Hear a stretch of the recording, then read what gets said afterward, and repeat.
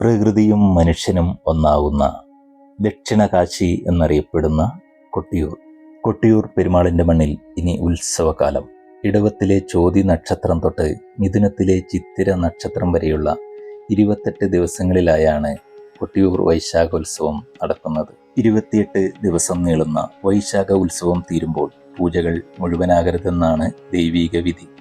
ഉത്സവം തുടങ്ങുന്നത് കഴിഞ്ഞ കൊല്ലം മുഴുവനാകാതിരുന്ന പൂജകൾ പൂർത്തിയാക്കിക്കൊണ്ടാണ്.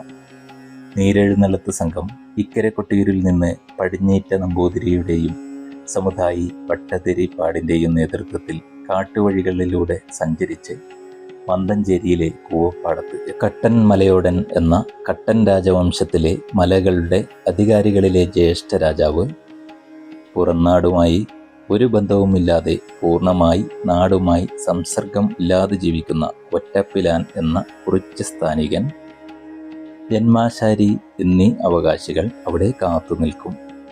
ഇക്കരെ കൊട്ടിയൂരിൽ നിന്ന് അക്കരെ കൊട്ടിയൂരിലേക്ക് പോവാൻ കട്ടൻ രാജവംശത്തിലെ അധികാരിയായ കട്ടൻ പുറങ്കലയനോട് പൂജാരികളും മറ്റുള്ളവരും അനുവാദം ചോദിക്കുന്നു. കട്ടൻ പുറങ്കലയൻ അനുവാദം നൽകുന്നതോടെ കട്ടൻ പുറങ്കലയന്റെ അധ്യക്ഷതയിൽ ഉത്സവത്തിന്റെ ചടങ്ങുകൾക്ക് തുടക്കം ആവുന്നു. കൂവയില പറിച്ചെടുത്ത് ബാവലിയിൽ സ്നാനം നടത്തി കൂവയിലയിൽ ബാവലി തീർത്ഥം ശേഖരിച്ച് അക്കരെ ദേവസ്ഥാനത്ത് എത്തും. ബാവലി തീർത്ഥം സ്വയംഭൂവിലും മണിത്തറയിലും തളിച്ച് ശുദ്ധി വരുത്തും. കുറിച്യരുടെ വാസസ്ഥലമായി മാറിയ കൊട്ടിയൂരിൽ ഒരിക്കൽ ഒരു കുറിച്യ യുവാവ് തൻ്റെ അമ്പിൻ്റെ മൂർച്ച കൂട്ടാനായി അവിടെ കണ്ട ശിലയിൽ ഉരച്ചപ്പോൾ ശിലയിൽ നിന്ന് രക്തം വാർന്നു. അത് അറിഞ്ഞെത്തിയ പടിഞ്ഞേറ്റ നമ്പൂതിരി കൂവയിലയിൽ കലശമാടിയെന്നാണ് ഐതിഹ്യം. നെയ്യാട്ടത്തോടെ ഉത്സവം ആരംഭിക്കുന്നു. കുറിച്യ യുവാവ് കണ്ടെത്തിയ ശിവലിംഗത്തിൽ രക്തപ്രവാഹം അടങ്ങിയത് ഇളനീർ അഭിഷേകം നടത്തിയതിനു ശേഷമാണ്. അതുകൊണ്ടാണ് കൊട്ടിയൂരിലെ ഒരു പ്രധാന അഭിഷേക ചടങ്ങായി ഇളനീരാട്ടം മാറിയത്. ചോതിനാളിൽ സന്ധ്യയോടെ വയനാട്ടിലെ മുതിരേരിക്കാവിൽ നിന്ന് വാൾ എഴുന്നള്ളത്ത് ഇക്കരയിലെത്തും. സംഹാരരുദ്രനായ വീരഭദ്രൻ ദക്ഷന്റെ ശിരസറുത്ത ശേഷം ചുഴറ്റിയെറിഞ്ഞ വാൾ ചെന്നു വീണ സ്ഥലമാണ് മുതിരേരി എന്നാണ് വിശ്വാസം. കുറ്റിയാടി ജാതിയൂർ മഠത്തിൽ നിന്നാണ് കൊട്ടിയൂരിലേക്കുള്ള അഗ്നിവരവ്. വാൾ ഇക്കരെ ക്ഷേത്രത്തിൽ വച്ച ശേഷം പടിഞ്ഞേറ്റ നമ്പൂതിരിയുടെ നേതൃത്വത്തിൽ അഗ്നി അക്കരെ ക്ഷേത്രത്തിലേക്ക് കൊണ്ടുപോകും.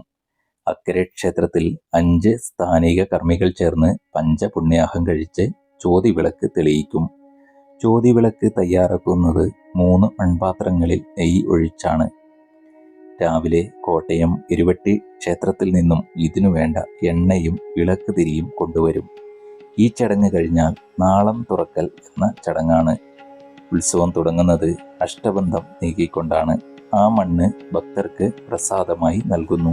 ഈ വർഷത്തെ കൊട്ടിയൂർ വൈശാഖോത്സവം 2026 മെയ് 23 നീരെഴുന്നള്ളത്തോടുകൂടി ആരംഭിക്കും.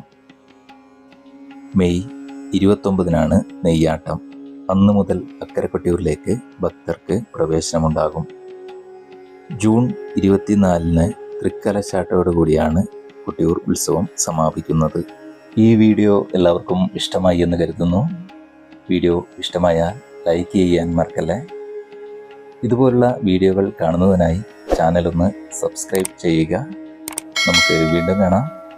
എല്ലാവർക്കും നന്ദി. ബായ്.